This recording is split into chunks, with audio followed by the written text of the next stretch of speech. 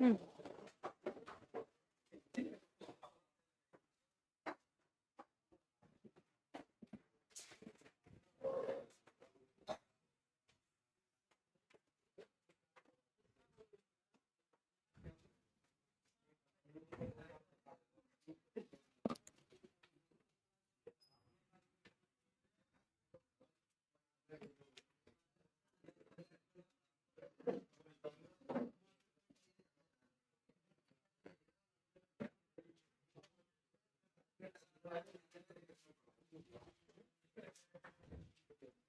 शांत हो जाओ बच्चों।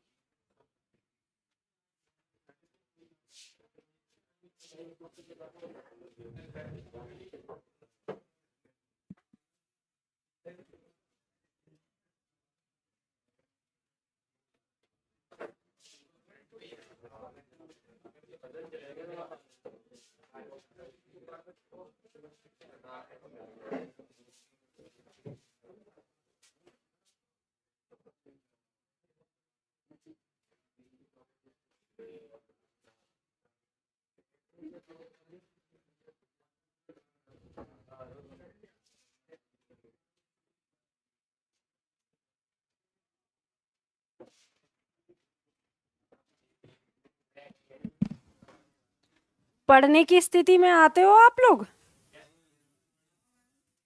लग तो नहीं रहे तेवर आप लोगों के। जब मैं क्लास में एंट्री कर जाऊं तो उस समय आप लोगों को मेडिटेशन में चले जाना चाहिए। मेडिटेशन 2 तरह का होता है, आंख खोलकर और आंख बंद करके। तो आपको एकदम से शांत, कमर सीधी करके, रीढ़ की हड्डी बिल्कुल सीधी करके बैठ जाना चाहिए और जो विचार चल रहे हैं वो सारे विचारों को स्टॉप करना चाहिए और ये सोचना चाहिए कि आज हम क्या पढ़ने वाले हैं, आज हम क्या नया पढ़ेंगे, क्या सीखेंगे। और उसके लिए जो आपके विचार चल रहे हैं उनको स्टॉप करना बेहद ज़रूरी होता है। आप लोग ये हमेशा सोचते होंगे कि मैं पढ़ता हूँ, मुझे याद नहीं रहता, हमेशा भूल जाता हूँ। क्या कोई ऐसा तरीका है जो मुझे याद रहे? तो तरीका ये है कि जब आप पढ़ते हो ना तो आप अपने दिमाग को एक जगह स्थिर करके नहीं पढ़ते। आपके दिमाग में विचार चलते रहते हैं। आपको पता है हमारे मस्तिष्क में 1 मिनट में कितने हजार विचार घूम जाते हैं? रिसर्चर ये कहते हैं कि 10,000 विचार हमारे दिमाग में 1 मिनट में घूम जाते हैं। इतनी कैपेसिटी है हमारे दिमाग की। तो आप ये सोचो कि इतना ज़बरदस्त ट्रैफिक है और उस ट्रैफिक में आपको हिंदी को भी, एक विचार हिंदी का भी आपको सुनना है, समझना है, तो कैसे? फिर तो गाड़ी फंस जाएगी ना। तो फिर गाड़ी स्मूथ चले तो उसके लिए क्या करना है? वो जो विचार आ रहे हैं उनको क्या करना है? शांत करना है। और विचारों को शांत करने का सबसे बड़ा तरीका क्या होता है? तो विचारों को शांत करने का तरीका ये होता है कि आप बिल्कुल स्थिर बैठें और ये चेक करें कि इस समय मैं क्या सोच रहा हूँ। जिस समय आप ये चेक करते हैं कि इस समय मैं क्या सोच रहा हूँ तो आपका जो माइंड है वो अलर्ट हो जाता है और वो समझ जाता है अब मेरी चोरी पकड़ी जाएगी, इसकी नज़र मुझ पे आ गई है। आप कहेंगे कैसे पॉसिबल है? आपने कभी देखा अपने अंदर 1 से 2, 3, कभी कभी हम 3 लोग हो जाते हैं अंदर? कभी महसूस किया है ऐसा? नहीं। जिन्होंने महसूस किया है वो जानते हैं और जिन्होंने महसूस नहीं किया है इसका मतलब वो जीवन को जी नहीं रहे, बस ऐसे ही काट रहे हैं, है ना? तो ध्यान रखो आपके अंदर ना 3 चीजें, जैसे आप चाहे मन, बुद्धि, आत्मा ये कह सकते हैं, या फिर आप 3 मस्तिष्क कह सकते हैं। अगर साइंस के रूप में आए, आपका जो मस्तिष्क 3 हिस्सों में बटा होता है, तो आप जो भी कह सकते हैं। हमारे अंदर 3 पॉइंट यानी 3 चीज़ें होती हैं जो हमें कंट्रोल कर रही होती हैं। अगर हम नॉर्मल चीज़ों में समझें, अगर समझने की कोशिश करें तो हमें यहाँ पे पता चलता है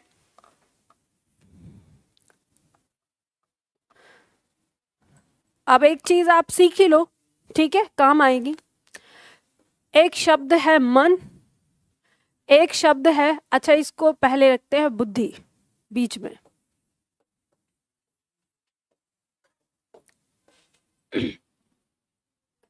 एक तरफ मन, एक तरफ आत्मा, या आप इसे कह सकते हो ये है एक तराजू,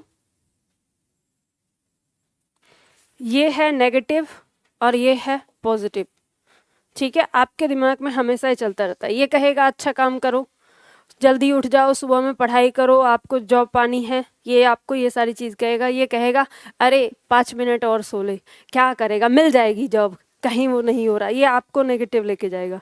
ये तोलता रहता है, करना है कि नहीं करना है। और डिसीजन लेने का काम इसका है, जिस चीज़ को अगर ये इधर चला गया तो सही हो जाएगा और इधर चला गया तो गलत हो जाएगा।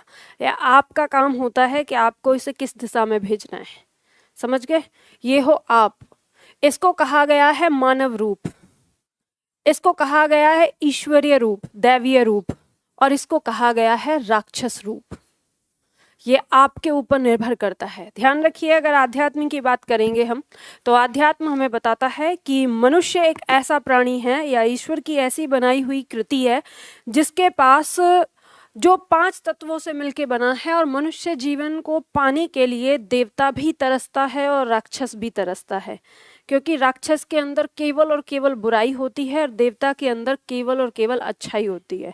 एकमात्र मनुष्य ही है ऐसा जिसके पास अच्छाई और बुराई दोनों होती हैं, और वो अपनी बुद्धि से रास्ता चुनता है। अगर वो पॉजिटिव पे जाता है तो नर से नारायण बन जाता है, और अगर नेगेटिव जाता है तो फिर वो ब्राह्मण से रावण बन जाता है। समझ रहे हैं ना। तो ये आपके ऊपर निर्भर करता है। तो ये तो आध्यात्म वाली चीज़ थी, पर मैं जो आपको बताना चाहती हूँ उस पर ध्यान दो।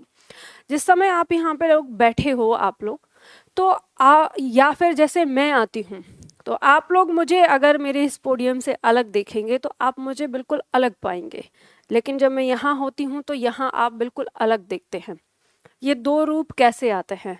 आपने देखा होगा कि मैं कई बार आके बहुत शांत रहती हूँ, यहाँ पर आ जाओ जल्दी, शांत होती हूँ, कुछ जवाब नहीं देती, आप लोग बोलते रहते हैं।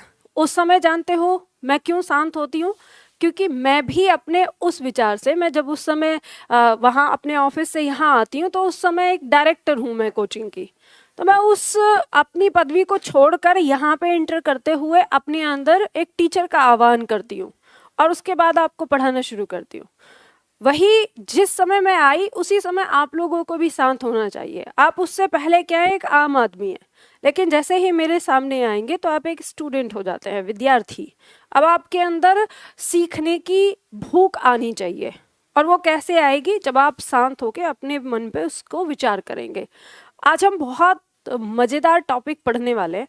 ये टॉपिक पढ़ने के बाद आप लोगों को ये पता चलेगा कि अरे हिंदी में मैं इतनी सारी चीज़ें गलतियां करता रहता था, ये तो बस एक बार समझ लो तो बहुत आसान हो जाएगा।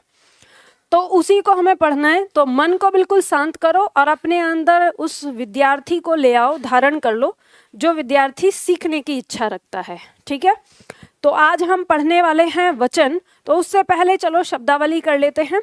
शब्दावली में आज क्या पढ़ना चाहोगे? कुछ अच्छा सा पढ़ते हैं। अनेकार्थक शब्द नहीं, अनेक शब्दों के लिए एक शब्द पढ़ते हैं। अनेकार्थी शब्द कुछ अच्छा सा नहीं है, बहुत डेंजर है।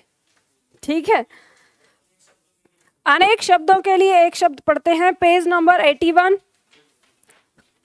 कौन सा सेट कराया? इसमें कितने सेट किए हमने अभी तक? एक ही किया है मेरे ख्याल से। 2 हो गए। निशान लगा लिया करो आप लोग। मैं 3-4 बैच पढ़ाती हूँ तो मुझे याद नहीं रहता किस बैच में क्या चल रहा है। चलो अभ्यास set 3, page number 82, page number 82।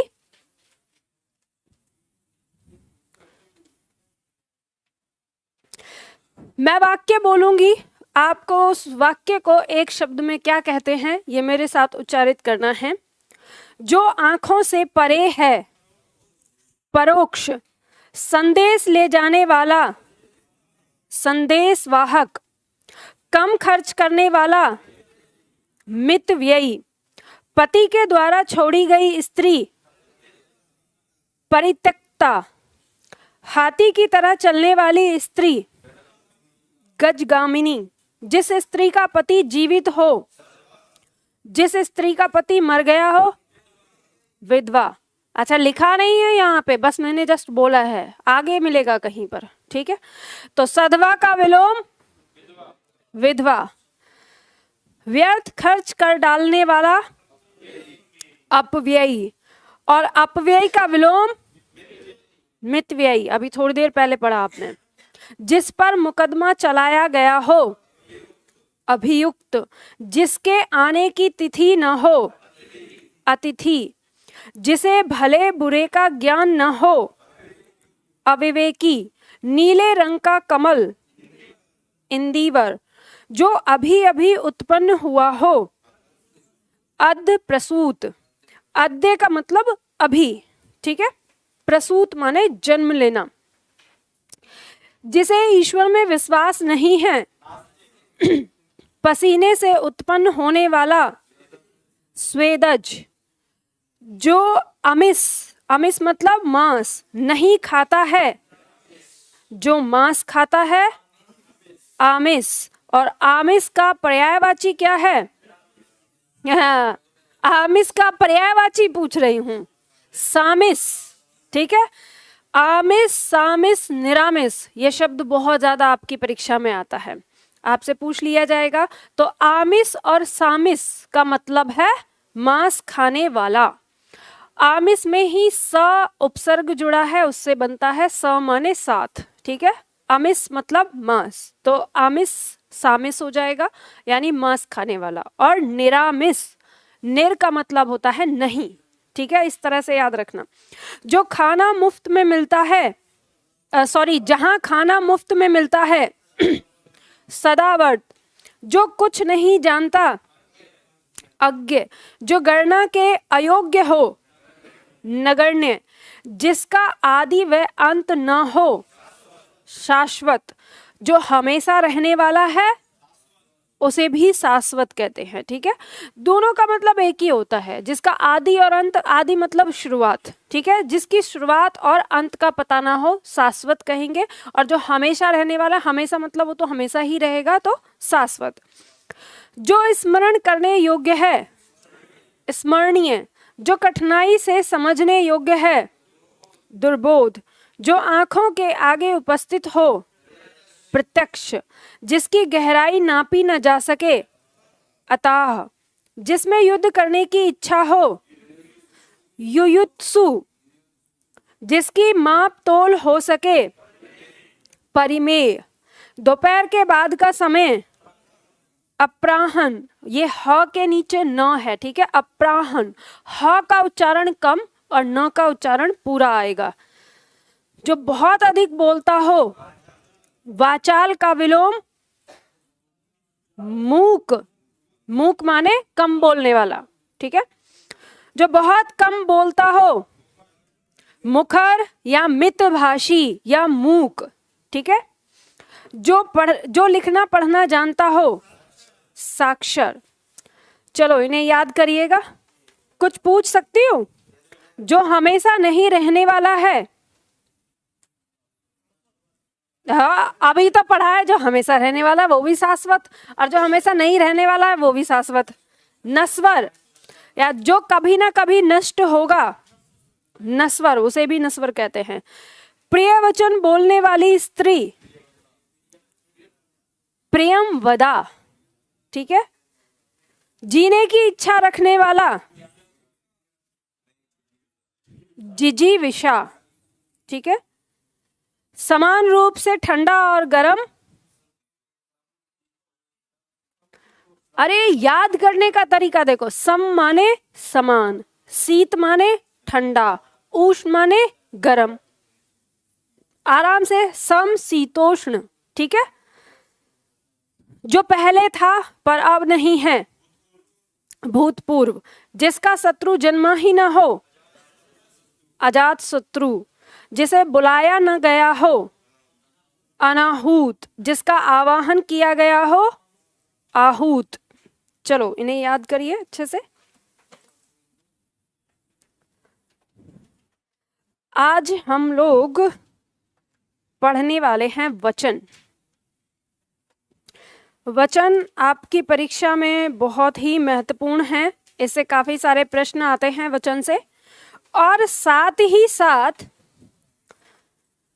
ये आपकी वर्तनी के लिए भी बहुत महत्वपूर्ण है। वर्तनी शुद्धिकरण में हमें काफी सारी चीजें यहां से समझ में आती हैं।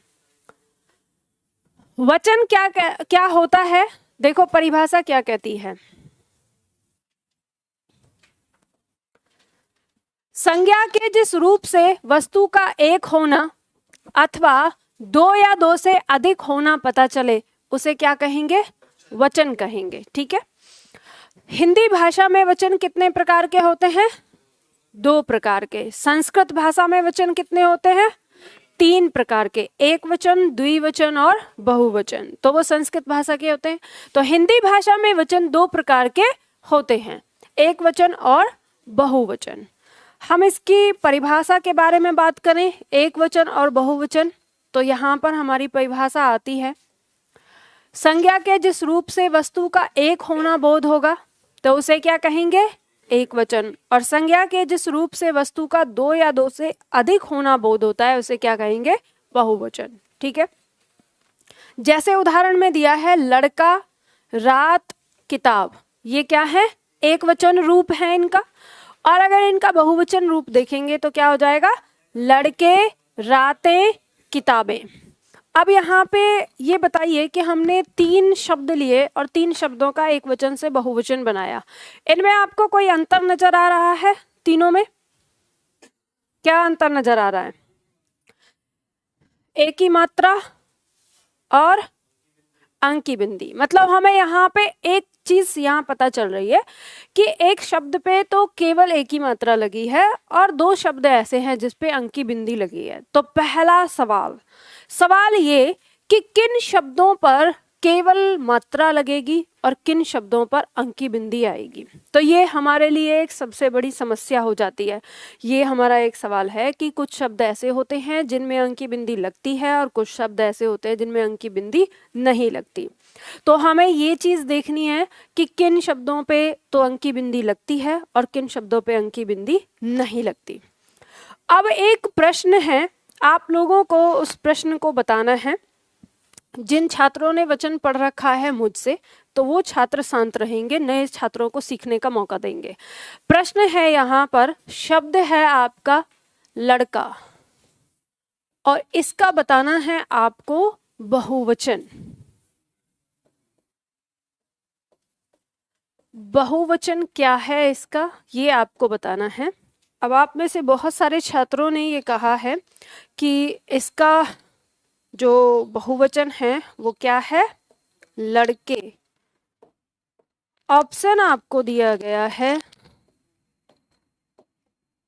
लड़कों, ऑप्शन सी दिया गया है A and B, option D दिया गया है कोई नहीं।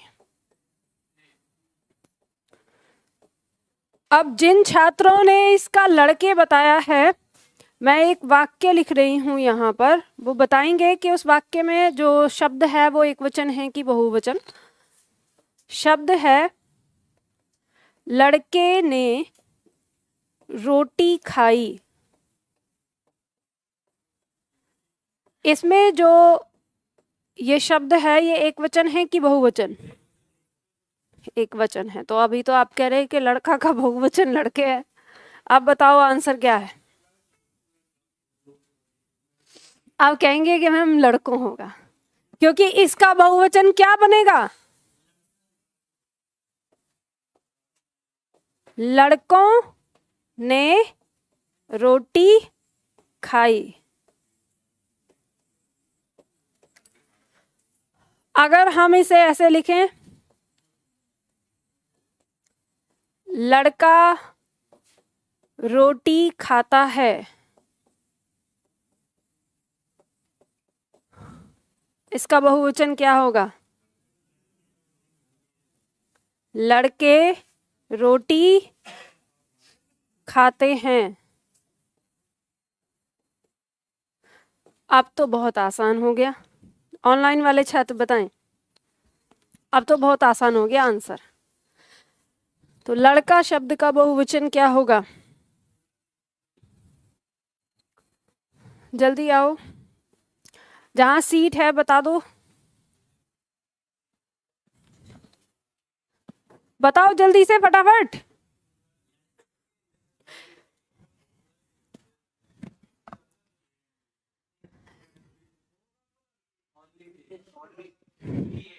मैंने कहा है जिन्होंने वचन पढ़ रखा है शांति लगा के बैठे रहे।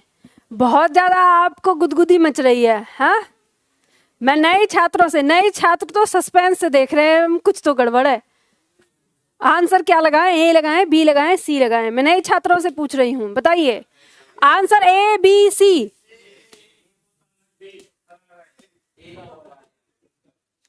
ऑनलाइन क्या कह रहे हैं?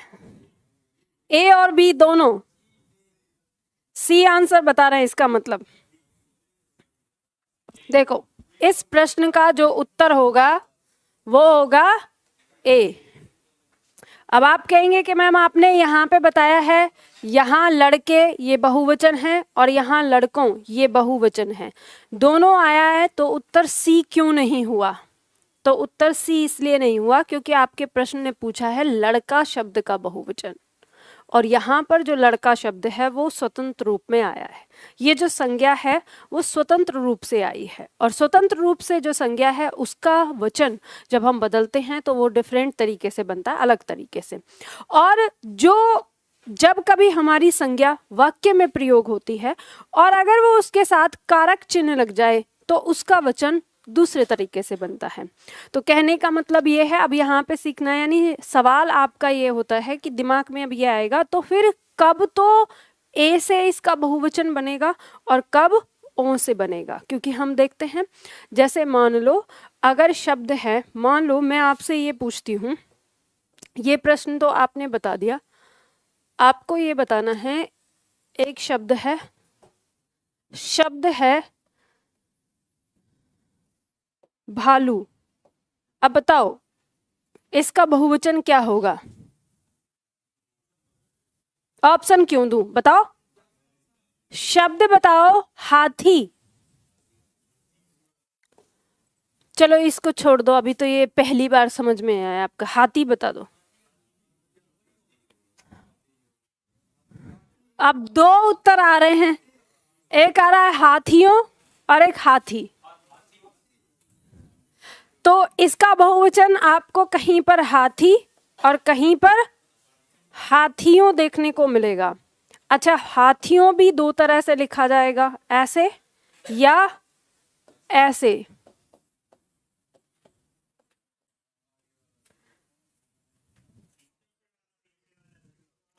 अब बताओ कितने छात्र हैं जो इसको सही कर रहे हैं और कितने छात्र हैं जो इसको सही कर रहे हैं, और जो किसी में भी नहीं है उनका दोनों में अंतर। देखो, अब मैं ये सारी चीजें आपको पहले क्यों बता रही हूँ, क्योंकि मैंने आपको कहा है कि जब तक आपके पास प्रश्न नहीं होंगे तब तक आप अपने टॉपिक को अच्छी तरह से नहीं सीख पाएंगे। तो पहला प्रश्न हमारे सामने क्या आया? पहला प्रश्न हमारे सामने ये आया कि अगर हम किसी शब्द का वचन बना रहे हैं तो किसी शब्द में एक ही मात्रा लग रही है और किसी शब्द में ए, यानी बिंदी के साथ, तो हमें ये जानना है कि इन दोनों में से या इनका दोनों का प्रयोग कब कब होता है। ठीक है, पहला प्रश्न। दूसरा प्रश्न कि जब हमारे कुछ शब्द ऐसे हैं जिनमें एक ही मात्रा से भी बन रहा है और जिनमें ओ या यो की मात्रा से बन रहा है, तो इनका बहुवचन कब तो एक ही मात्रा से बनेगा और कब ओ की मात्रा से बनेगा। अब तीसरा प्रश्न ये आता है कि जब यहाँ पर हाथी बड़ी ई की मात्रा यहाँ पर सही है तो यहाँ पर बड़ी ई की मात्रा सही क्यों नहीं हुई, ये गलत क्यों हुआ, ये सही हुआ है। तो क्या कारण है, फिर हमको कैसे पता चलेगा कि कब किसी शब्द में छोटी ई की मात्रा होती है और कब किसी शब्द में बड़ी ई की। एक समस्या तो पहले ही थी कि शब्द में मात्रा जो आ रही है वो छोटी लगेगी कि बड़ी लगेगी, और कुछ शब्द ऐसे हैं जो कभी तो छोटी लेके आते हैं और कभी बड़ी, तो ये भी हमारे लिए समस्या हो जाती है। ठीक है, जैसे शब्द है हमारा वधू, अगर इसका बहुवचन बनाए तो वधुओं, इस तरह से हो जाता है। तो यहाँ पर छोटे ऊ की मात्रा और बड़े ऊ की मात्रा हो गई, फिर यहाँ पे हमें डाउट रहता है। तो ये कब कहाँ कैसे होगा, इन्हीं सारी चीज़ों का समाधान हम करने वाले हैं अपनी वचन की क्लास में। ठीक है, वचन की क्लास जो हम पढ़ेंगे उसी शुरुआत करते हैं। तो इसमें आपको एक बात यहाँ पता चली, देखो आप अगर बोलोगे ना तो मुझे पता चलेगा, ये मत सोचो कि मेरे बोलने के साथ में आप अपनी आवाज़ को दबा लोगे। कान बहुत ज़्यादा तेज है मेरे, ठीक है, आराम से भाई, आराम से। तो ये काम मत करो। पहले मैं बता रही हूँ टॉपिक बहुत अच्छा है, अगर इसको आप नहीं समझेंगे, मेरे एक एक शब्द को समझना। अगर आप बीच में बोलोगे ना तो मुझे पढ़ाने का जो एक आनंद आता है ना, वो आनंद मेरा किरकिरा हो जाता है। फिर मुझे लगता है मतलब मेरी बात को नहीं सुन रहे। तो जिनको आपस में बात करनी है तो वो बिल्कुल आराम से, प्यार से कह रही हो, आराम से जा सकते हैं बाहर। हमें कोई ऐसी आवश्यकता नहीं है कि वो यहाँ पे बैठे। यहाँ अगर मेरे सामने एक छात्र भी बैठा होगा ना तो मैं उसे भी उतने ही मन से पढ़ाती हूँ। बस ये है कि मुझे सुनने वाला होना चाहिए, तो इसलिए शांत बैठो। अब यहाँ पर ध्यान दो, मैंने आपको इतने सारे प्रश्न बताए, अब इन प्रश्नों का समाधान शुरू हो रहा है यहाँ से। ध्यान देना, जब हम वचन बनाते हैं एक वचन से बहुवचन, तो हम दो प्रकार की विधियों का प्रयोग करते हैं।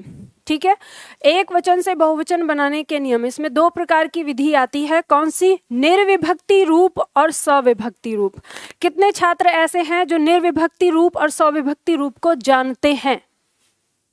नहीं जानते ना कोई भी, या जो जानते हैं जिन्होंने पढ़ा हुआ है।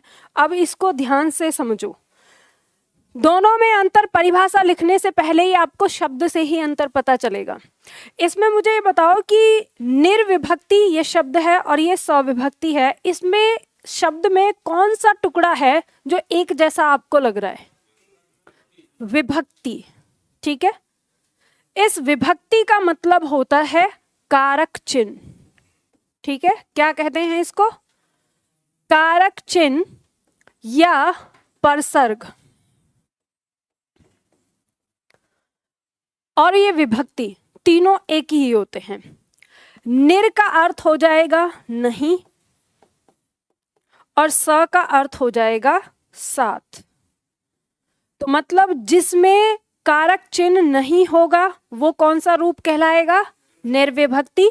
और जिसके साथ कारक चिन्ह होगा वो कौन सा कहलाएगा? सविभक्ति। बात समझ में आ गई? तो हम यहाँ पर दो प्रकार से वचन पढ़ेंगे, वचन के नियम, एक निर्विभक्ति रूप में और एक सविभक्ति रूप में। तो निर्विभक्ति रूप वो होता है जिसमें कारक चिन्ह लगा होता है। अब कारक चिन्ह क्या? तो कारक चिन्ह हम वचन खत्म करने के बाद तुरंत कारक चिन्ह पढ़ेंगे। अभी के लिए आप इतना समझ लो कि जैसे ने, में, या पर, या को, या से, इस तरह के जो आपके शब्द हैं उन्हें हम क्या कहते हैं? कारक चिन्ह कहते हैं। बात समझ में आ गई? तो अब यहाँ पे लिखो, नोट्स पूरा करो। निर्विभक्ति के सामने एक लाइन लिखनी है, लिखो यहाँ पे, संज्ञा का वह रूप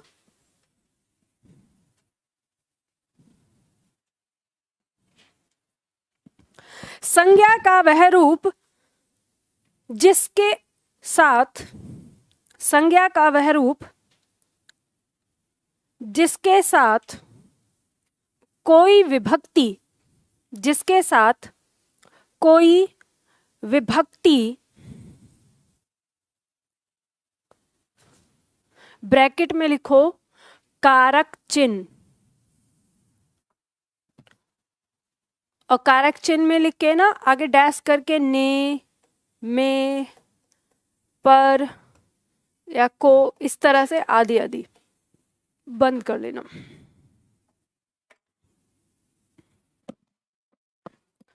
ब्रैकेट बंद, लगी हो, सॉरी नहीं लगी हो, ठीक है, नहीं लगी हो। संज्ञा का वह रूप जिसके साथ कोई विभक्ति नहीं लगी हो निर्विभक्ति रूप कहलाता है, निर्विभक्ति रूप कहलाता है। ब्रैकेट में लिख लो संज्ञा का मूल रूप,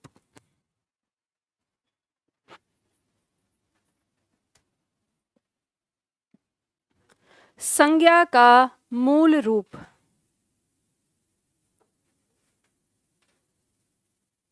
संज्ञा का मूल रूप, ठीक है, बात समझ में आ गई।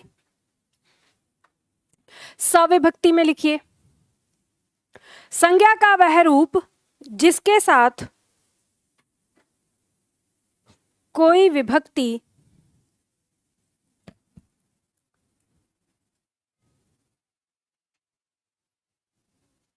संज्ञा का वह रूप जिसके साथ कोई विभक्ति, ब्रैकेट में फिर से लिखिए कारक चिन्ह,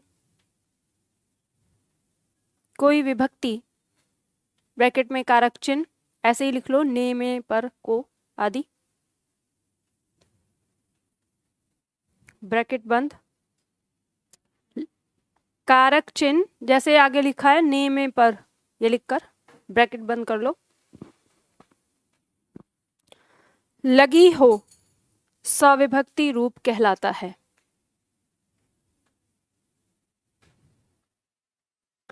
सविभक्ति रूप कहलाता है। ब्रैकेट में लिख लो लड़के ने कॉमा घर में, लड़के ने कॉमा घर में कॉमा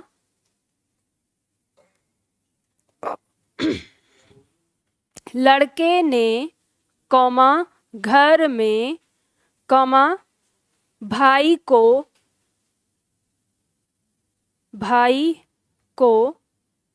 आदि। हम यहाँ पे संज्ञा के साथ कारक चिन्ह दिखा रहे हैं, ठीक है, वाक्य नहीं है। इस तरह से संज्ञा के साथ कोई कारक चिन्ह होगा तो ही उसके वचन पर क्या पड़ेगा, प्रभाव पड़ेगा।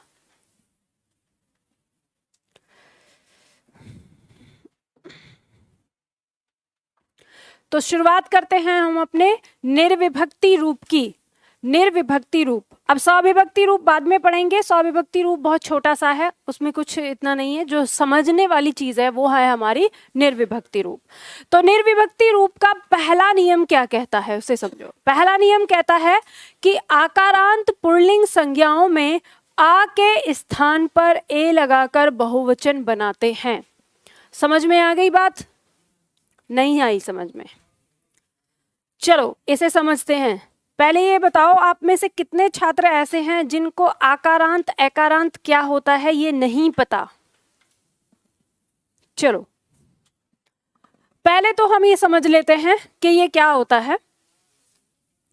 जैसे मान लो हमारे पास अगर शब्द दिया हुआ है नाली, अगर आपसे कोई पूछे कि ये शब्द हमारा कौन सा कारांत है, तो आप इसको जानेंगे कि जब हम इस शब्द को तोड़ के लिखते हैं तो इसका अंतिम वर्ण क्या है। तो ये इसका अंतिम वर्ण में व्यंजन है ल और इसका स्वर क्या है ई। तो सबसे अंतिम वर्ण क्या आया? ई। तो ये क्या कहलाएगा? इकारांत कहलाएगा। ठीक है। इसी तरह से मान लो जैसे शब्द है जया, अगर हम इस शब्द में जाने कि इसका कारांत कौन सा है, तो आपको पता है कि यह व्यंजन है और इसका स्वर क्या है? आ लास्ट में। कई बार हमारे छात्र ना इसमें क्या गलती कर देते हैं, कारांत को समझने के लिए वो शुरुआत का वर्ण देख लेते हैं। तो मैं आपको यहाँ पे कहूँ कि अगर आप इसको भी लिखेंगे, ये पूरा शब्द है, तो पूरा शब्द लिखने के बाद आपको क्या खोजना होता है? अंतिम वर्ण। ठीक है। कारांत, कारांत का मतलब है से अंत होने वाला। ठीक है, तो जिस स्वर से इसका अंत हो रहा है ये उसी का क्या होता है, कारांत होता है। तो ये क्या हो जाएगा, अकारांत। अब मान लो अगर हमारे पास ऐसे शब्द दिया हो, जैसे हमने कहा भरत शब्द है, भरत। अब अगर कोई पूछे कि यह कौन सा कारांत है, तो आप देखेंगे कि अंतिम वर्ण क्या है, ये व्यंजन है त, और इसका स्वर क्या है, अ। तो ये क्या कहलाएगा, अकारांत कहलाएगा। ठीक है, तो बात समझ में आ गई। अगर किसी को डाउट कि कारांत न समझ में आया हो, सबको समझ में आ गया ना। ध्यान देना, ये कारांत के ऊपर ही निर्भर करता है, इसको समझना। अगर आपको कारांत समझ में नहीं आएगा तो फिर ये समझ में नहीं आएगा कैसे बनाना है। तो चलो हम वापस समझते हैं प्रश्न को, जो हमारा पॉइंट था। पॉइंट कह रहा था कि आकारांत पुल्लिंग संज्ञाओं में आ के स्थान पर ए लगाकर बहुवचन बनाते हैं। अब इसको समझ लो कि ये कहना क्या चाह रहा है। पहली चीज तो हमारी क्या है, संज्ञा। समझ गए। अब ये ऐसा नियम है कि हिंदी के जितने भी शब्द हैं सारे शब्दों में ये नियम लागू होगा, इसमें कोई अपवाद नहीं आएगा, ये बात ध्यान रखना। पहले आपको खोजना है कि वो शब्द क्या है, संज्ञा, और संज्ञा में भी क्या है, पुल्लिंग। आपको ये पता करना है कि वो पुल्लिंग है या स्त्रीलिंग। जब आप पता कर लेते हैं पुल्लिंग है, अब आपको देखना है कि वो क्या है, कारांत में आकारांत। तो जैसे ही वो आकारांत आ गया तो आपको क्या करना है, ये जो आ है अंतिम आ, इसको हटाना है, इसके स्थान पर ए का प्रयोग करना है। जैसे उदाहरण के तौर पर हम देखें, हमारे सामने एक शब्द है जैसे घोड़ा। अगर हम यहाँ देखें शब्द में, इसमें अंतिम, ये सबसे पहले तो ये जानेंगे कि घोड़ा जो संज्ञा है वो क्या है, स्त्रीलिंग है कि पुल्लिंग, पुल्लिंग है। कारांत क्या है, आकारांत है। तो इस आ को हम बाहर निकालेंगे, ये हो गया हमारा व्यंजन और ये हो गया हमारा स्वर। इस आ को हम काट कर इसके स्थान पर क्या रखेंगे, ए। तो आपको पता है कि अब ये ए इसको पूरा करेगा, और जब ये इसको पूरा करेगा तो ये इसके साथ मात्रिक रूप में आएगा और क्या बन जाएगा, घोड़े। बात समझ में आ गई। और उदाहरण दूं, ये समझ में आ गया, समझ में आ गया तो अभ्यास करिए फिर, और यहीं बैठकर शब्द आपके दिए हुए हैं, सुनिश्चित करिए कि यह शब्द हमारा स्त्रीलिंग है कि पुल्लिंग। ऐसे ही सारे शब्द आपके पुल्लिंग ही दिए हुए हैं, ठीक है। तो सारे शब्द पुल्लिंग हैं, तो पुल्लिंग शब्दों के साथ ही आपको इसे क्या करना है, इसको आकारांत हटाकर यानी आ को हटाकर ए लगाना है। तो यहाँ पे सारे शब्दों का बहुवचन बनाइए और ये देखते रहिए कि ये शब्द हमारा पुल्लिंग है। जो हमारे पुराने छात्र हैं जिनकी कॉपी में हो रहा है वो रफ कॉपी का प्रयोग करें, ठीक है। और मोबाइल देखना वर्जित है, और जिसका भी मोबाइल है ना तो पड़ोसी छीन ले। हाँ, फिर उसी को दिया जाएगा, पड़ोसी को ही।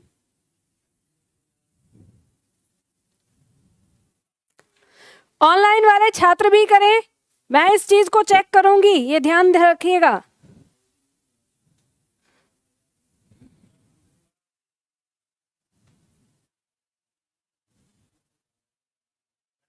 हाँ जी,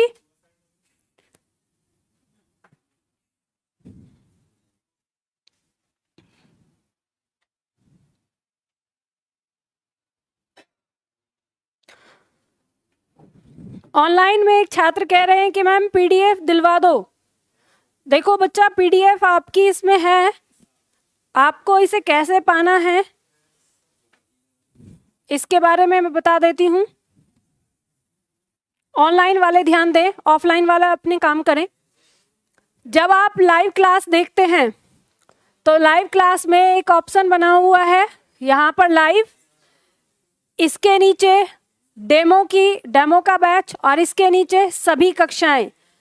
ये जो आपका ऑप्शन है इसको जब आप क्लिक करेंगे तो ये इस तरह से बॉक्स खुलेगा जिसमें आपका 3 पार्ट वीडियो, नोट्स और एक्सरसाइज ये जो जहां नोट्स दिया है इस पे आप क्लिक करेंगे तो यहीं पे आपकी पीडीएफ है, ठीक है, सभी कक्षाओं वाले ऑप्शन में। इसमें सारी कक्षाएं आपको मिलती हैं 1 साल के लिए, ध्यान रखिए। और अगर फिर भी किसी को नहीं मिलता है तो वो ये छात्र स्टाफ से संपर्क करें। और ऑनलाइन वाले छात्र, ये मजाक नहीं है, आप यहाँ कमेंट ना करें, इस चीज को आपको अपनी कॉपी पर लिखना है, पेंसिल लेके बैठिए, ठीक है, कॉपी पर लिखिए, नोट इसमें नहीं। यहाँ पे कितना टाइपिंग करते रहेंगे। हो गया ये?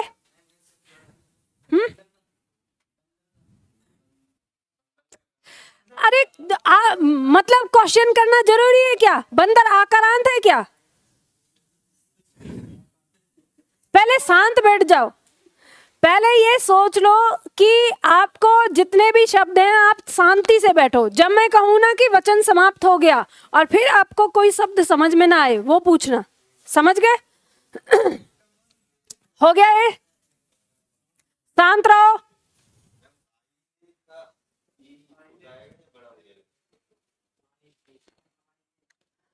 आई ना, ठीक है।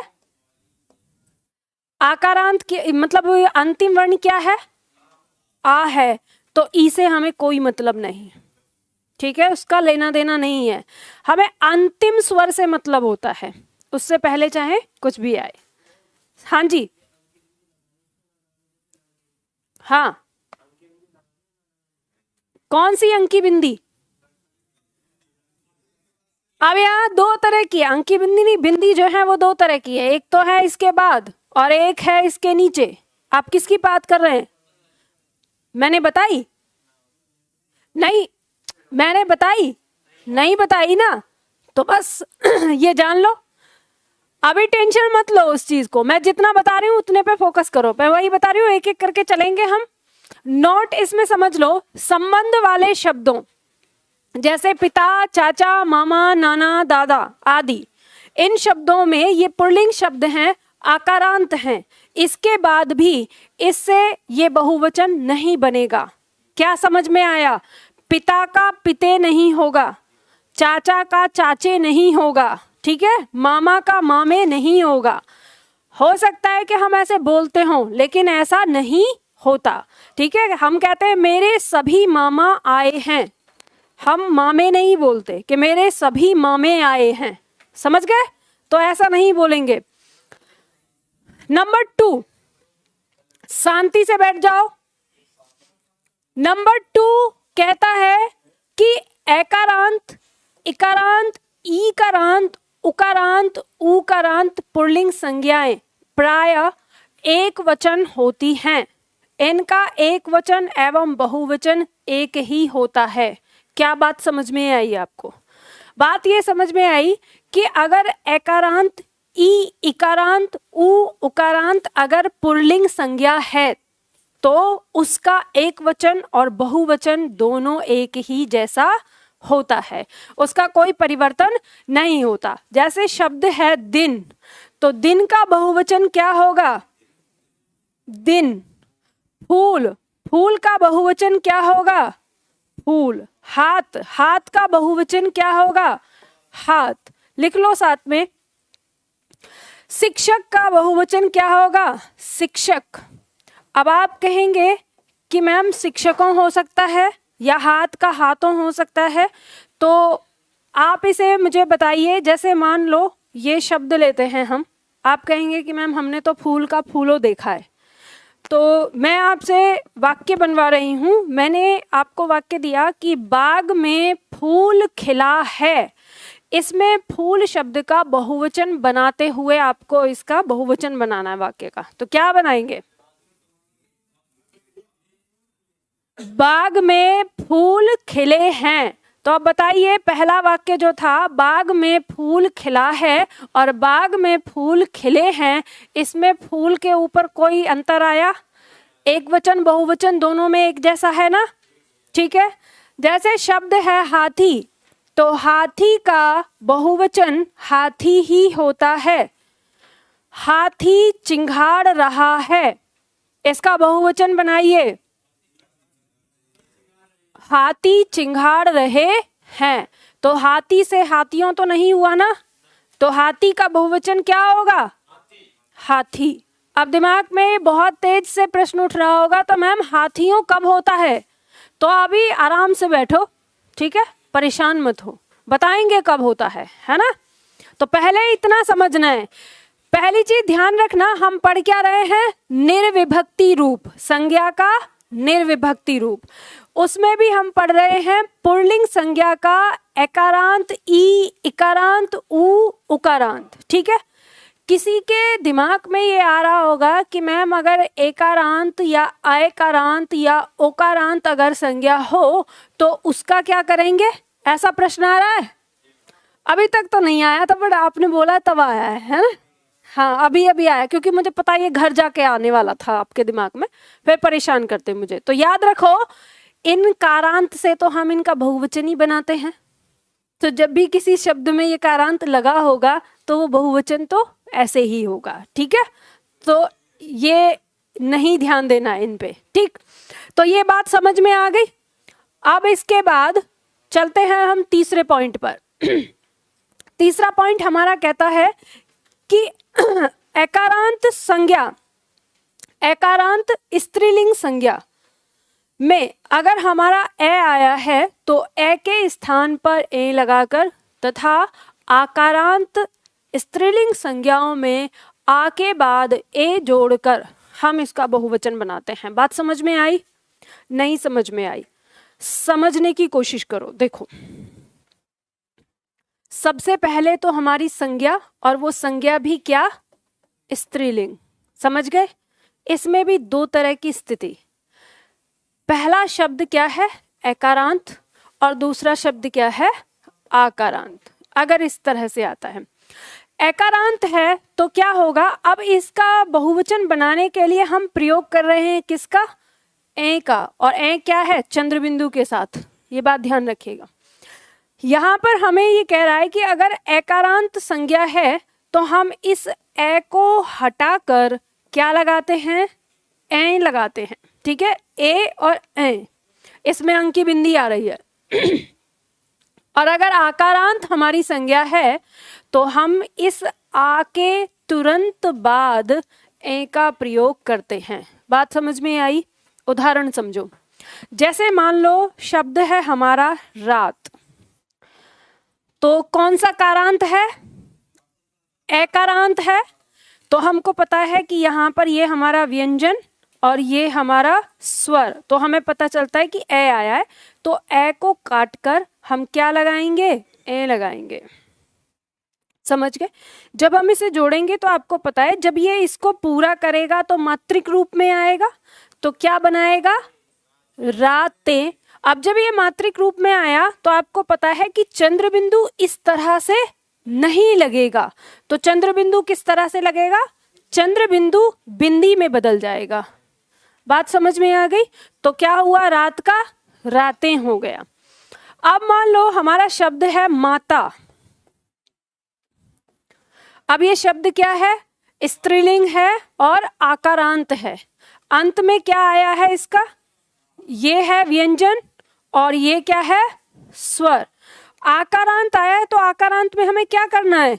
प्लस करके ए लगा देना है। तो प्लस करके हम क्या लगाएंगे? ए लगाएंगे। अब आपको ये बात पता है कि इस व्यंजन के बाद दो स्वर आ रहे हैं, एक तो आ गया और फिर ए आ गया। तो पहला स्वर तो मात्रिक रूप में लग जाएगा और दूसरा स्वर कैसा आएगा? अपने वास्तविक रूप में आएगा। तो ये क्या हो जाएगा? हमें सीधा क्या करना है इसमें? हमें इसमें सीधा करना है कि माता शब्द दिया है, कुछ नहीं करना, इसको उठाकर लिख देना है इस तरह से। तो दोनों में अंतर समझ में आया? किसी भी छात्र को न समझ में आया हो तो पूछ लो, दोबारा बता दूंगी, कोई दिक्कत नहीं है। देखो, ये समझ में नहीं आया। देखो, हमारा जो नियम कहता है, पहले हम उसको समझेंगे। नियम ये कह रहा है कि एकारांत स्त्रीलिंग संज्ञा में ए के स्थान पर ए लगाकर तथा आकारांत स्त्रीलिंग संज्ञाओं में आ के बाद ए जोड़कर बहुवचन बनाते हैं। ठीक है, तो हमने यहाँ पर क्या कहा कि हमारी स्त्रीलिंग संज्ञा है और इस स्त्रीलिंग संज्ञा का जो बहुवचन बनाना है वो इससे बनेगा, दोनों में तो यही लग रहा है तो दोनों में यही लगेगा। बस अंतर क्या है कि जब हमारी संज्ञा एकारांत होगी तो उसमें इस ए को हटाकर ए जोड़ देंगे। जैसे हमने यहाँ पर ए हटाया और ए जोड़ा, तो जब ए यहाँ पे रहा ही नहीं तो ये त हमारा आधा हो गया, तो इसको पूरा कौन करेगा, ये ए करेगा, तो ये मात्रिक रूप में आ गया पूरा करने के लिए। और जो इसकी चंद्र बिंदु थी वो बिंदी में बदल गई।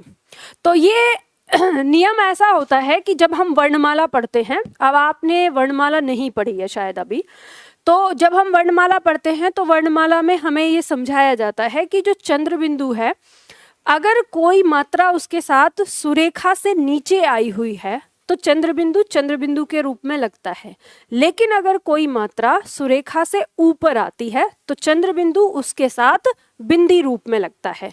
कैसे? अब ये सुरेखा क्या है, तो जो आप शब्द लिखते हैं उस शब्द के पीछे जो ये रेखा खींचते हैं इसको कहते हैं सुरेखा।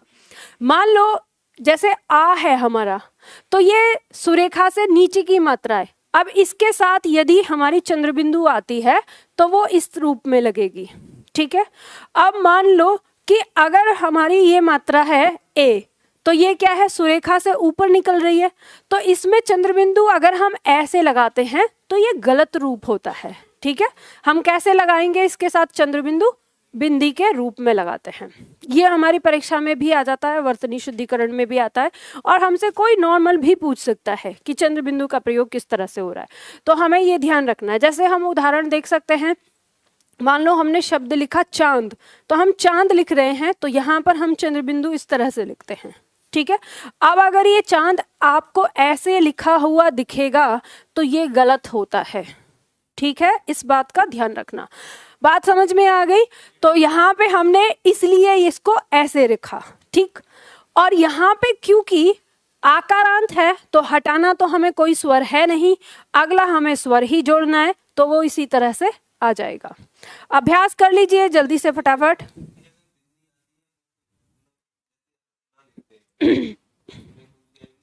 हंसना में चंद्र बिंदु आएगी, उसमें अनुस्वार है वो आपका, आपने पढ़ा नहीं?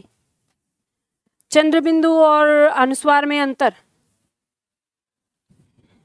पढ़ा है और फिर भी भूल गए?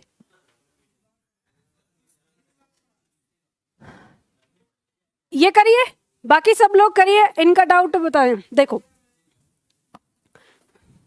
बड़ी जल्दी हो गया आपका, ये तो आपका तो पूरा रफ कॉपी पे करो। मैंने उन्हीं छात्रों के लिए कहा है जो रिपीट कर रहे हैं, रफ कॉपी पे फिर दोबारा से करो इन्हें, समझ गए? और तो तुम इतने एडवांस कैसे हो गए, जो मैंने कराया नहीं है तो? नहीं, अरे सुनो, इतने एडवांस कैसे, मैंने तो बताया नहीं है अगला नियम अभी तक, यही वाला किया है।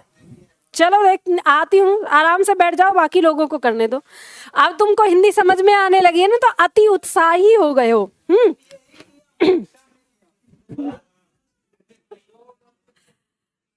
चलो मैं चेक करने आ रही हूँ, बनाओ। देखो जो तुम पूछ रहे हो ना, आपकी जो वर्णमाला की क्लास है उसमें वर्तनी की क्लास में मैंने आपको चंद्र बिंदु, अनुस्वार और पंचमाक्षर बताया है, वहाँ पे मैंने आपको समझाया था। उसमें आपको ये ध्यान रखना है कि जो चंद्र बिंदु है उसका प्रयोग हिंदी शब्दों में आता है, हंस जो शब्द है वो संस्कृत शब्द है, इसलिए वहाँ पे अनुस्वार लगेगा। और जो हंसना है वो एक क्रिया है, और हिंदी की जितनी भी क्रियाएं वो सब हिंदी की हैं, उनमें अगर कहीं पर बिंदु आता है तो वहाँ चंद्र बिंदु लगेगा। इस बात को लिख लो, ये नोट कर लो। जी हाँ, और अभी तक यही नहीं सीखे तुम? नहीं, कंफर्म कंफर्म करने वाली चीज क्या है, ये तो मैंने पिछली बार भी की थी, तुम्हें कंफर्म मुझे याद रहता है, ठीक है, ये मत सोचा करो।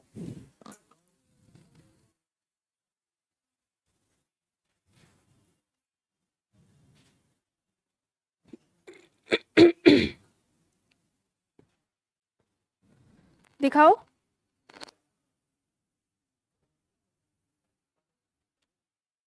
ठीक है, समझ में आ रहा है ना?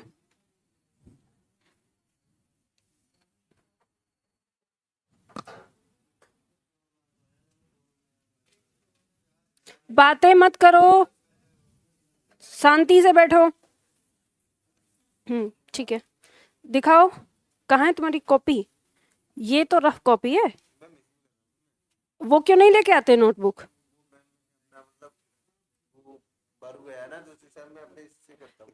वो है कहाँ?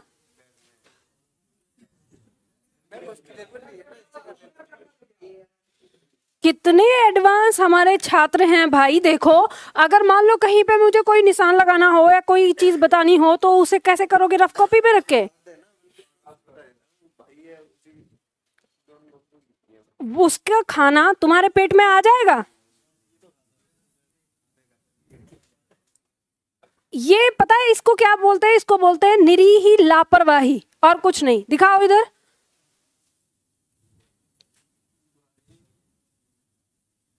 उसका ट्रीटमेंट कुछ दूसरे तरीके से चल रहा है, तुम टेंशन मत लो, मुझे पता है। सुरेखा खींचो शब्दों पर, ठीक है? सुरेखा सही ढंग से नहीं खींच रहे हो। आप भी सुरेखा का ध्यान रखो। और एक ये जो ड लिखा है ना, इसके नीचे बिंदी लगानी है। ड और ढ जैसे आया है ना, ध्यान से, क्योंकि ये हिंदी शब्दों में लगता है। दिखाओ कहाँ है किताब, कहाँ है? आपने अपने आप को क्यों नहीं छोड़ा रूम पर जल्दी जल्दी में? आपको नहीं पता था कि हिंदी क्लास के लिए भी जाना है? आज तो पकड़े गए हो आप लोग, ठीक है? और वैसे भी मैंने बताया नहीं था, आज तो मैंने बिना बताए ही धावा बोला है ना, क्योंकि मुझे पता है मैं बता देती हूँ ना, एडमिशन हो जाने दो थोड़ा सा। वैसे आज भी डेमो है, भाग जाएंगे आज वो छात्र कि मैम देखती हैं।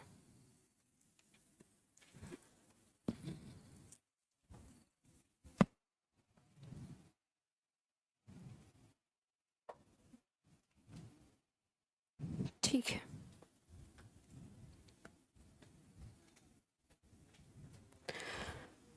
जो शब्द लिखा है ना जैसे घोड़ा, उसके नीचे बिंदी लगी है।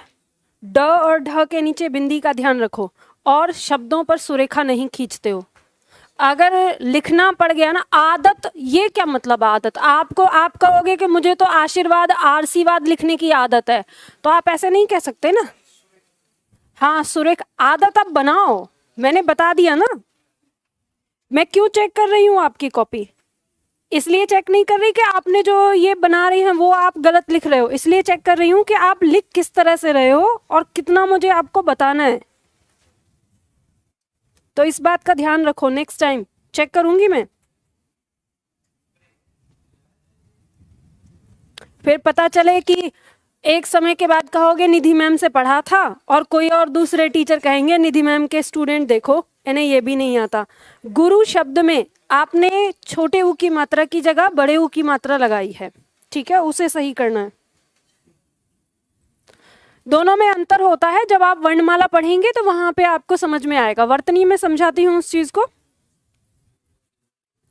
जो आपने लगाई है ये बड़े ऊ की मात्रा है, और जो उसमें लगी है वो छोटे ऊ की मात्रा है।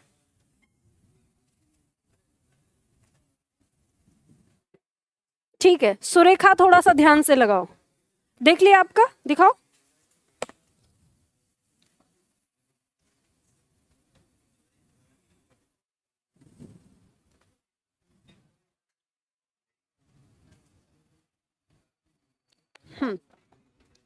दिखाओ।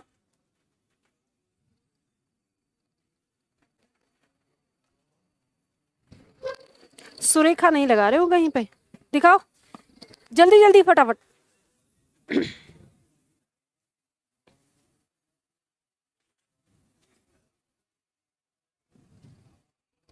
सुरेखा सही ढंग से लगाओ, लगाते नहीं हो, ये बहुत गंदी आदत है।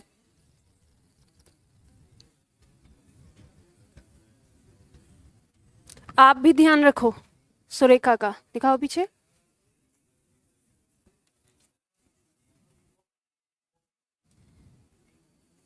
दिखाओ दिखाओ। सुरेखा तो आप भी नहीं लगा रहे हो ना? हो गया? बातें मत करो।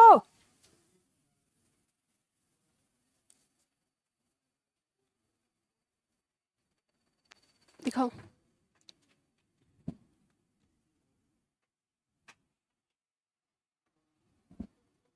सबका देख लिया ना? छूट गए कोई छात्र? इधर पीछे रह गए हैं, बचे हुए हैं?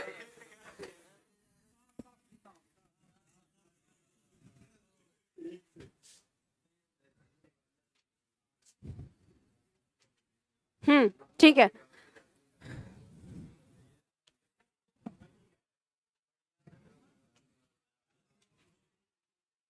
हम्म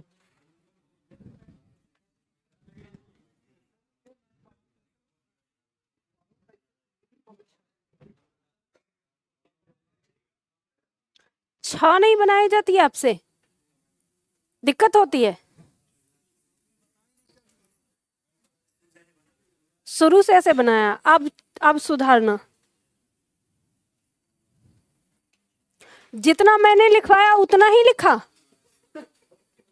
उसके बाद ये पूरा नहीं करवाया। हाथी तक मैंने लिखा, उसके बाद पूरा नहीं किया। मतलब अब तो मैंने देख लिया, इसलिए अब हो जाएगा।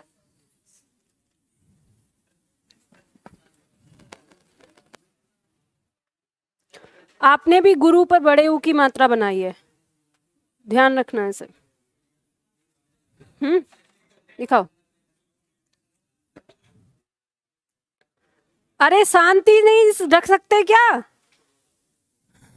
घोड़े, गधे, कपड़े, इन 3 शब्दों पर आपने अंक की बिंदी लगा दी है ऊपर, उसे सुधार करिए, ठीक है?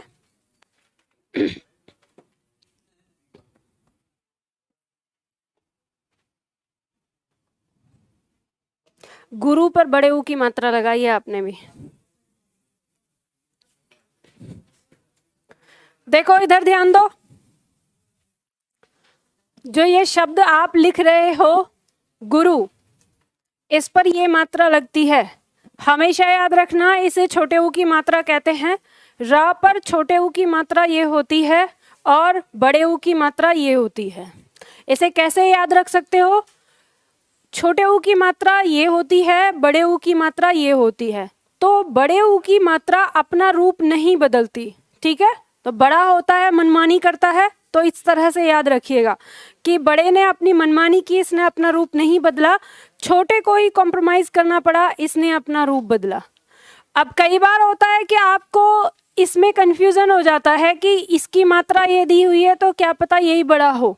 तो याद रखना, ये बड़ा नहीं है, ये छोटा ऊ और छोटा ऊ मिलकर बनता है बड़ा ऊ। समझ गए? तो इस तरह से आप इसको ध्यान रखिएगा। चलो आगे बढ़ते हैं हम। यहाँ पर मैंने देखा है आप में से बहुत सारे छात्रों ने सुरेखा की गलती करी है, सुरेखा नहीं लगाते हैं सही ढंग से। मेरा देखने का उद्देश्य यही होता है कि मुझे पता चले कि आप लेखन में कौन सी गलतियां कर रहे हैं। तो एक बात ध्यान रखिएगा, एक आपका ये ड होता है, जब आप हिंदी भाषा के शब्द लिख रहे होते हैं, जो हिंदी के शब्द हैं, तो उसमें आपको ये बिंदी लगानी होती है पहला शब्द छोड़कर। जिन छात्रों ने वर्णमाला से क्लास ली है उनको ये बात पता होगी, लेकिन जिन्होंने नहीं ली है वो समझ लें, ये ड और ये ढ, ठीक है? ड और ये ढ और ये ढ, थोड़ा सा अंतर होता है, बहुत थोड़ा सा मामूली सा अंतर होता है इनके उच्चारण में। तो यहाँ पे आप ध्यान देना, जब इनका हम प्रयोग करते हैं, इनका प्रयोग करते हैं किसी भी शब्द की शुरुआत में। जैसे हम लिखते हैं डकार या हम लिखते हैं ढोलक, ठीक है? तो शुरुआत हुई तो शुरुआत में हम बिना बिंदी वाले का प्रयोग करते हैं। लेकिन ये जो है हिंदी शब्दों में इनका प्रयोग होता है पहला वर्ण छोड़कर। जैसे सड़क, तो पहला वर्ण छोड़कर कहीं पर भी इसका प्रयोग होगा, दूसरे स्थान पर, तीसरे स्थान पर, चौथे स्थान पर, कहीं पर भी, तो वहां हम बिंदी लगाते हैं, ठीक है? जैसे मान लो हमने लिखा यहाँ पर शब्द आ गया हमारा, जैसे पढ़ना, तो हम पढ़ना लिखते हैं, तो इसमें आ जाता है दूसरे स्थान पर, ठीक है? तो ये आपको ध्यान रखना है। अब जैसे मान लो एक शब्द है निडर, इसमें आप बिंदी नहीं लगाते। तो क्यों नहीं लगाते? क्योंकि यह संस्कृत शब्द है। इनका प्रयोग कहाँ होगा? हिंदी शब्दों में, केवल हिंदी शब्दों में। तो जिन शब्दों में जो शब्द संस्कृत के हैं, जैसे ब्राह्मण आ जाएगा, या जैसे उद्यान आ जाता है, जैसे पंडित आता है, इस तरह के शब्द उनमें बिंदी नहीं लगेगी। तो आप कहेंगे कि तो बीच में आ रहे हैं, तो वो संस्कृत शब्द हैं। जैसे हम अंग्रेजी का शब्द लिखते हैं रोड, तो ये आ जाता है हमारा, तो इसका इसमें भी बिंदी नहीं लगेगी। ये इसमें क्यों नहीं लगी? क्योंकि ये अंग्रेजी भाषा का शब्द है। तो इनका प्रयोग जो होता है वो केवल हिंदी शब्दों में होता है। तो इसका तरीका क्या है? इसका तरीका यह है कि आपके सामने जो शब्द आ रहे हैं उन शब्द को आप पहचानिए कि बिंदी लगी हुई है, तो वहाँ पे सीखे। बहुत ज़्यादा शब्द नहीं होते हैं, लेकिन जितने भी होते हैं उनमें आपको ये ध्यान रखना होगा। ठीक है, चलो आगे बढ़ते हैं। अगला पॉइंट आता है हमारा, ईकारांत स्त्रीलिंग संज्ञा में या लगाकर तथा ईकारांत स्त्रीलिंग संज्ञा में ई को लघु बनाकर या लगाते हैं। अब ध्यान दीजिए कहना क्या चाहता है, हम समझेंगे इसे। यहां पर हम बात करेंगे स्त्रीलिंग संज्ञा की। किसकी बात करेंगे? स्त्रीलिंग संज्ञा। और वो कौन है? इकारांत है और ईकारांत है। ठीक है, इकारांत और ईकारांत को एक वचन से बहुवचन बनाने के लिए हम जिस शब्द का प्रयोग करेंगे या जिस प्रत्यय का प्रयोग करेंगे वो है या। बातें क्यों कर रहे हो? ठीक है, वो क्या है? या। नियम कहता है कि यदि इकारांत यानी छोटी ई की मात्रा आई है तो इसका प्रयोग ई के तुरंत बाद या लगाकर हम इसका क्या बना देंगे? बहुवचन। जैसे उदाहरण के तौर पर शब्द है हमारे सामने रीति। रीति शब्द आया है तो इसका बहुवचन कैसे बनाएंगे? रीतियां। इस तरह से हमने लगा दिया, बन गया। ठीक है, और अगर ई कारांत है तो इसमें हम क्या करेंगे? इस ई को पहले किस में बदलेंगे? ई में, और फिर उसके बाद या का प्रयोग करेंगे। मतलब कहने का मतलब क्या है? जो दीर्घ है उसको लघु में बदलेंगे और उसके बाद लगाएंगे। जैसे मान लो शब्द है हमारा नदी।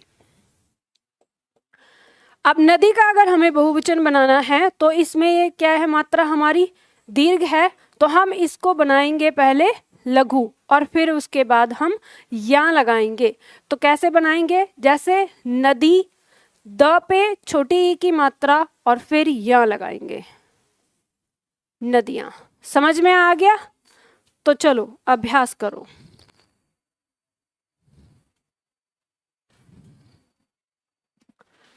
शब्द है छड़ी, बड़ी ई की मात्रा आई है तो क्या होगा? छड़ियां। इसे पहले छोटी में बदलेंगे तब लिखेंगे यहां पर। ठीक है, जैसे गाड़ी तो क्या लिखेंगे? गाड़ियां। जैसे रीति है, छोटी ई की मात्रा पहले से ही है तो क्या हो जाएगा? रीतियां। जैसे साड़ी है तो बड़ी ई की मात्रा लगाएंगे, बड़ी ई की मात्रा को छोटी ई में बदलेंगे और या बनाएंगे, साड़ियां हो जाएगा। नारियां, छोटी ई की मात्रा में बदलेंगे बड़ी ई को, नारियां। और ऐसे मत लिख देना कि मेरी तरह लिख दो, यहाँ पे लिखना, पता चले कि यहीं लिख दो। मैंने तो ऐसे ही लिखा है बस। धोती, धोतियां। दरी, दरियां। नीति, या लग जाएगा, नीतियां। नालियां। कुर्सी शब्द है तो देखो जो आपकी मात्रा दी हुई है यहाँ पर बड़ी ई की, उसे किस में बदलना है? छोटी ई की, और जो र है वो ऐसे ही आ जाएगा तो शब्द हो जाएगा कुर्सियां। घड़ी तो घड़ियां। सवारियां, ठीक है, ई की मात्रा। नदियां। बच्ची, बच्ची शब्द है, ध्यान देना कि ई की मात्रा इधर है तो इधर लेके आएंगे तो इस च को भी ये सहारा देगी, तो इसलिए यहां से लगेगा बच्चियां। ठीक है, जातियां। समझ में आ गया? कोई और शब्द? हाँ,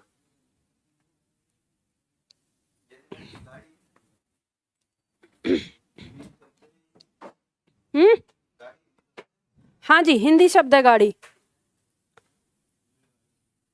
रेलगाड़ी, बैलगाड़ी, ये सब जो हम प्रयोग करते हैं ये हिंदी शब्द है। समझ में आ गया ना? अरे गाड़ी शब्द हिंदी शब्द है, रेल अंग्रेजी का शब्द है, तो रेलगाड़ी जो शब्द है वो क्या है? संकर शब्द है। ये पढ़ा था ना? हाँ, संकर शब्द है। अब इसके बाद देखो उकारांत। तो अब आप समझ गए होंगे स्त्रीलिंग संज्ञा है। उकारांत स्त्रीलिंग संज्ञा में ए लगाकर तथा उकारांत स्त्रीलिंग संज्ञा में जो ऊ है, दीर्घ ऊ है, उसको लघु में बदलेंगे और फिर ए लगाएंगे। ठीक है, इस तरह से बहुवचन बनाएंगे। जैसे उदाहरण दिया है वस्तु, तो हो गया वस्तुएं, बड़ा छोटा ऊ है पहले से ही, ऐसे ही सेम टू सेम लग जाएगा। धेनु, तो धेनुएं। बहु, बड़े ऊ की मात्रा है, छोटे ऊ में बदलेंगे और ए लगा देंगे, बहुएं। वधु, बड़े ऊ की मात्रा है, छोटे ऊ में बदलेंगे, ए लगा देंगे। गऊ, बड़े ऊ की मात्रा है, छोटे ऊ में बदलेंगे और ए लगा देंगे, गौएं। ठीक है, इसके बाद किसी या अंत वाली स्त्रीलिंग संज्ञा में या के ऊपर केवल चंद्र बिंदु का प्रयोग करते हैं। ध्यान दो, जैसे चिड़िया शब्द है, अंत क्या किससे हो रहा है? या से हो रहा है, तो इसका बहुवचन बनाने के लिए चंद्र बिंदु का प्रयोग करेंगे, चिड़िया।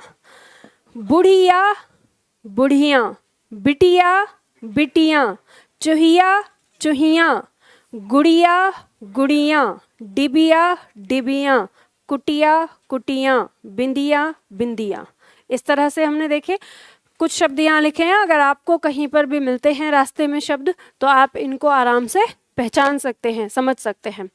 बात समझ में आ गई? तो अब देखो यहाँ पे हमने क्या पढ़ा, अब इसको याद कर लो।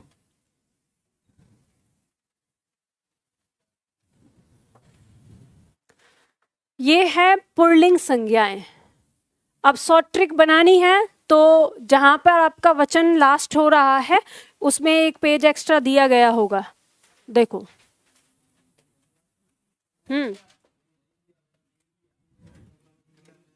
नहीं दिया है तो स्थान होगा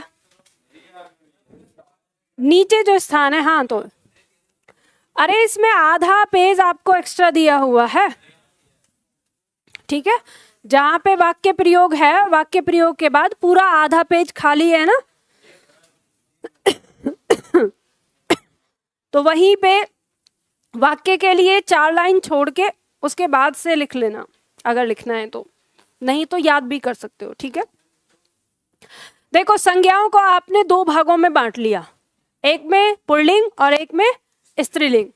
पुल्लिंग में आपने सबसे पहले रखा कि एकारांत, ई, इकारांत, उ, उकारांत, ये संज्ञाएं, इनका एक वचन बहुवचन एक होता है। ठीक है, एक वचन प्लस बहुवचन दोनों एक। दूसरा पॉइंट हमने देखा कि यहाँ पर जो आकारांत है, तो इस आकारांत का बहुवचन बनाने के लिए हम इस आ को हटाते हैं और क्या लगाते हैं? ए लगाते हैं। ठीक है, इसका प्रयोग करते हैं। उदाहरण के तौर पर रख सकते हो, जैसे मान लो शब्द है रास्ता, तो कैसे पहचान करोगे? रास्ता सबसे पहले पुल्लिंग है और फिर क्या है? आकारांत है। इसके आ को हम हटाएंगे और ए लगाएंगे, तो क्या हो जाएगा?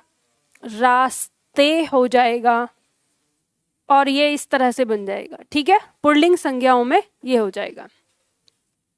हम बात करेंगे स्त्रीलिंग संज्ञा में, तो स्त्रीलिंग संज्ञा में अगर हम देखें तो आपके पास 2 तरीके हैं इसको करने के। या तो आप ऐसे रखें कि इस ए से जो बहुवचन बनता है वो किस किस का बनता है, तो आपको पता चलता है कि एकारांत और आकारांत का बनता है और उकारांत और ऊकारांत का बनता है, जिसमें आप जानते हैं इसका प्रयोग किस तरह से करते हैं आप, तो इसे आप कर सकते हैं कि ये इसको हटाकर हम क्या जोड़ते हैं, इसे जोड़ते हैं, ठीक है, और इसमें प्लस इसके साथ कर देते हैं। क्रॉस का मतलब है उसको हटाएंगे और इसको जोड़ेंगे, तो ये क्या बन जाता है, ये इस रूप में आ जाता है हर शब्द के साथ, ठीक है, और बाकी इसमें ये इस रूप में आता है हर शब्द के साथ। यहां पर हम देखेंगे तो इस ऊ के बाद हम क्या करेंगे, ए का प्लस करेंगे और इस ऊ में क्या करेंगे, ये जो हमारा ऊ है इसको परिवर्तित करेंगे लघु में और फिर उसके बाद इसको जोड़ देंगे। ये हमारा इस तरह से हो जाएगा और ये इस तरह से हो जाएगा। और दूसरा इसमें हमारे पास जो बचता है वो ये बचता है कि जो हमने बनाया या, इस या का प्रयोग हम कब करेंगे, ईकारांत और ईकारांत के साथ। ई के साथ क्या करेंगे, डायरेक्ट इसे हम जोड़ देंगे यहां पर, ये इसके साथ हो गया, और जो बड़ी ई है इसमें क्या होगा, ये ई परिवर्तित होगी ई में, ठीक है, और फिर उसके बाद या जोड़ देंगे, ये बदलेगा इसमें और इसे फिर हम यहाँ जोड़ देंगे। और इस या का प्रयोग कहाँ हो रहा है, या अंत वाली संज्ञा। समझ में आ गया?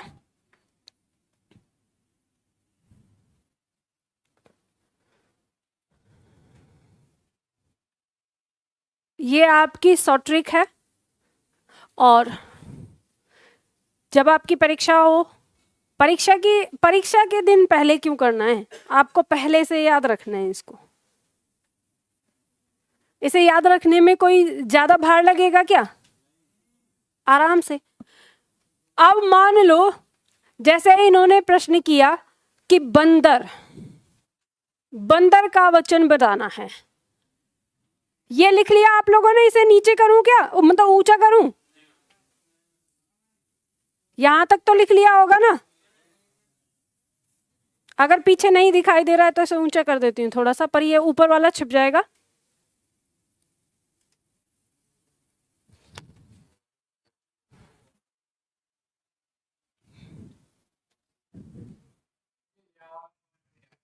हाँ, नीचे वाला वो है चिड़िया बिंदिया जो हमने प्रयोग किया है कि या अंत वाला। देखो किताब में, देखो किताब में दिया हुआ है कि कोई स्त्रीलिंग संज्ञा है और उसका अंत या से हो रहा है। जैसे शब्द है चिड़िया, चिड़िया में अंत में क्या है, या। तो इसका बहुवचन बनाने के लिए हम किसका प्रयोग करेंगे, केवल चंद्रबिंदु का प्रयोग करेंगे। या तो आप चंद्रबिंदु लगा दो या की जगह यहाँ लगाओगे तो बात वही हो गई, ठीक है। तो इसे यहाँ ऐसे कर सकते हो कि इसमें केवल चंद्रबिंदु, या लास्ट में हमको यहाँ दिख रहा है ना, इस तरीके से।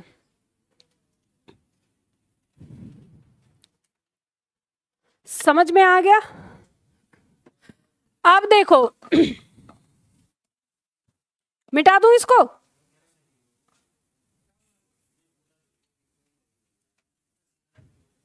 अब तो आप अपने आप बना सकते हैं। ये सारी चीजें ऐसी हैं कि जरूरी नहीं है मुझे बना के देना है, ये आप लोग अपनी मर्जी से बना सकते हैं। देखो आप जैसे मान लो किसी ने आपसे कहा कि बंदर का बहुवचन बताओ, तो आप क्या बनाओगे बंदर का बहुवचन।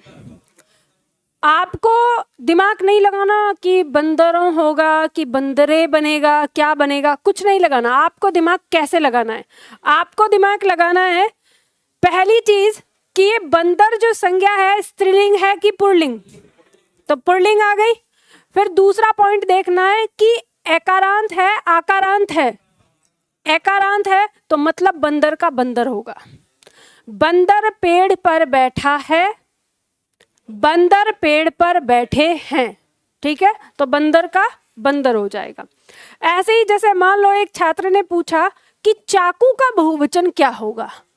तो आप ऐसे शब्दों को उठा के मत पूछो कि ये इसका क्या होगा, उसका क्या होगा। अपने आप से देखो, आपको क्या खोजना है, चाकू स्त्रीलिंग के पुल्लिंग, पुल्लिंग, और एकारांत की उकारांत, कौन सा कारांत है, तो उकारांत है, तो चाकू का चाकू ही होगा।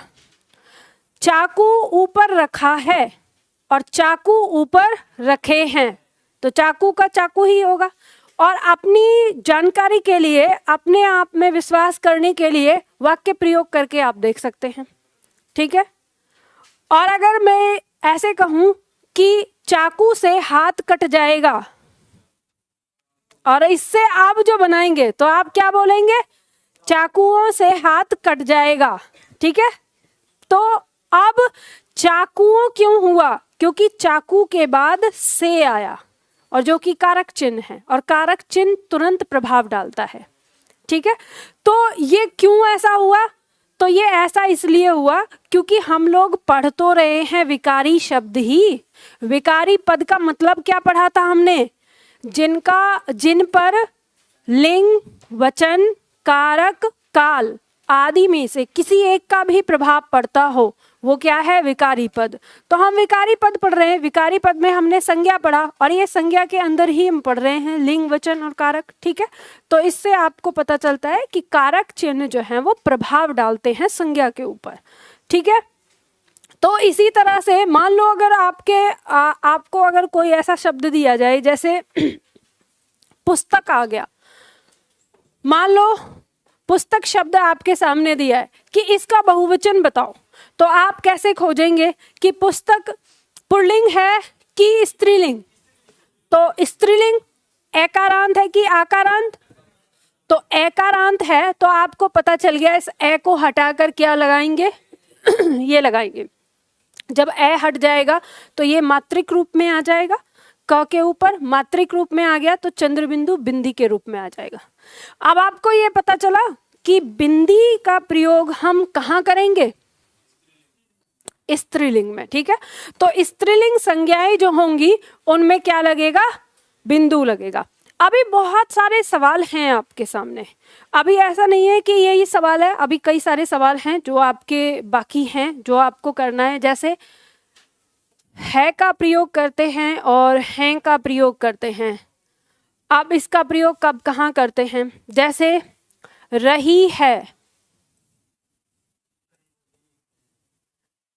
कहीं रही हैं का प्रयोग करते हैं, तो कहीं पर रहे हैं का प्रयोग करते हैं। कभी तो एक जगह ही बिंदी लगा रहे हैं और कहीं पर 2 जगह बिंदी लगा रहे हैं। तो ये इस तरह के सवाल आपके दिमाग में अभी बहुत सारे होंगे। तो अभी हमारी वचन की 1 दिन की क्लास और चलेगी, तब उसके बाद फिर हिंदी में कोई भी शब्द है उसका बहुवचन बनाने में आप सक्षम हो जाएंगे। तो आज के लिए अभी इतना ही करते हैं।